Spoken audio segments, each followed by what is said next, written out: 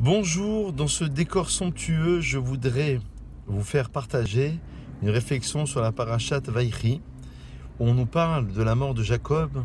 on nous parle dans cette dernière section du livre de Bereshit, on nous parle aussi des bénédictions que Jacob a attribuées à chacun de ses enfants, chacune de ses tribus, des tribus d'Israël, sous forme d'ailleurs de reproches. La bénédiction, c'est déjà un reproche. Et lorsque Rashi va nous expliquer que, à partir du verset qui dit « Ikavesu veshimon bene Yaakov » rassemblez-vous les enfants de Jacob, je vais vous raconter, je vais vous dire « Et asher ikra etrem be'acharet ha'emim » ce qui va se dérouler, ce qui va se passer à la fin des temps. Alors, un passage difficile parce que, selon Rashi, Jacob souhaitait dévoiler la fin des temps, mais il ne peut pas la dévoiler, la révéler. Pour quelle raison? Parce que Nistaleka mimenu ashrina. La shrina, la présence divine, s'écarta de Jacob. Alors on est un petit peu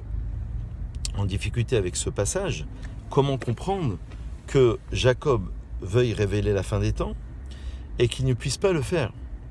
La Gemara dans Psachim, à la page 56, explique que Jacob a pensé, à un moment donné, qu'il y avait chez ses enfants, tout comme chez Abraham et Isaac, qui avaient respectivement Ishmaël et Esav, donc un enfant qui n'était pas adéquat à la révélation, peut-être que chez Jacob, il y aurait, de par cette dissension entre Joseph et ses frères, peut-être qu'il y aurait un enfant qui ne serait pas à même de pouvoir recevoir cette révélation prophétique. Et les enfants, d'après la Gemara dans Psachim à la page 56, déclarent « Shema Israël », sous-entendu « Écoute Israël, Jacob, toi qui portes le nom de Israël, Dieu est notre Dieu, Dieu est un. » De la même manière que on a ce ressenti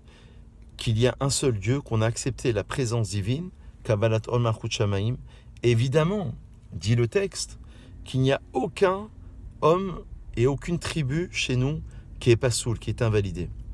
Alors Jacob a répondu, Baruch Shem Kevod Malchuto Leolam Vaed, béni soit le nom glorieux de sa royauté à Dieu, à tout jamais. La Gemara d'expliquer, toujours dans ce même texte talmudique, de le dire, ce texte, Baruch Shem Kevod, on ne peut pas le dire puisque vis-à-vis d'un certain respect qu'on pourrait ressentir vis-à-vis de Moshe Rabbeinu, qui ne l'a pas récité, et en même temps Jacob l'a dit à ses enfants, donc il faudra le prononcer Bechashai, c'est-à-dire de manière silencieuse. Voilà la raison pour laquelle, excepté le jour de Kippour, nous récitons cette phrase de manière silencieuse. Maintenant, pour comprendre un peu mieux ce passage talmudique, que s'est-il vraiment passé? Pourquoi Jacob ne peut pas révéler la fin des temps? Et voilà qu'un grand livre au nom de Kol Dodi, du Rav Daniel Cohen, explique la chose suivante, c'est que Jacob aurait pu révéler la fin des temps s'il n'y avait pas eu la vente de Joseph. Et comme l'explique la Gemara dans Shabbat à la page 10, la vente de Joseph, c'est-à-dire la jalousie que les frères ont ressentie vis-à-vis de leur frère, parce qu'il se déclarait comme étant le roi et qu'il allait régner sur eux, cette jalousie-là, malheureusement, a entraîné Nitkaneou, cette kin'a, cette jalousie, a entraîné les exils. L'exil égyptien et les exils successifs. C'est-à-dire que la réparation ultime, et c'est la raison pour laquelle Jacob ne peut pas révéler, mais il aurait pu révéler cette fin des temps, s'il n'avait pas eu la vente de Joseph. Et l'histoire juive va nous démontrer, comme on l'a expliqué dans le cours précédent de la paracha la semaine dernière, les 10 martyrs qui auront lieu, qui vont rattraper beaucoup plus tard à l'époque de la Mishnah, entre l'an 0 et l'an 200, il y aura 10 martyrs, 10 grands maîtres d'Israël qui vont être martyrisés, qui vont être vraiment tués par des barbares à l'époque romaine, comme Rabbi Akiva à qui on a arraché sa peau avec des peignes de fer, un autre rave qu'on a entouré avec un Sefer Torah et qu'on l'a brûlé vivant. Et ces 10 martyrs vont être une kapara, une expiation pour l'Assemblée d'Israël et une expiation par rapport aux 10 frères de Joseph qui l'ont vendu. Donc pour vous dire que la Shrina s'est écartée de Jacob au moment de la révélation à cause de cette erreur, d'après cette explication. C'est-à-dire que on va devoir réparer dans l'exil puisque Joseph représente une dimension, c'est le Messie, fils de Joseph. Yehuda représente une autre dimension qui est celle du Messie, fils de David.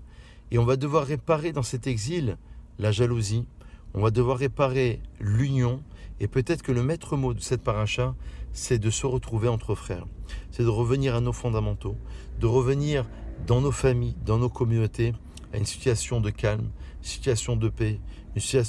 situation d'union, une situation de tolérance et de compréhension, même de ceux et surtout de ceux qui ne sont pas religieux, de ceux qui ne sont pas forcément investis dans la communauté ou dans la spiritualité, avoir une approche sévère, panimiafot, comme le dit le texte des maximes de nos pères, des Pirkei Avot, avec un visage avenant, un visage souriant, en essayant de rapprocher nos frères et nos sœurs vers la communauté avec la halacha, évidemment, la loi juive, qui est un point qui est extrêmement important, mais avec beaucoup de tolérance, beaucoup d'unité, et c'est ça ce qui nous permettra, pour conclure, justement, l'avènement du Messie à travers le Messie, fils de Joseph, et à travers le Messie, fils de David. Bonne réflexion à vous tous, à très vite.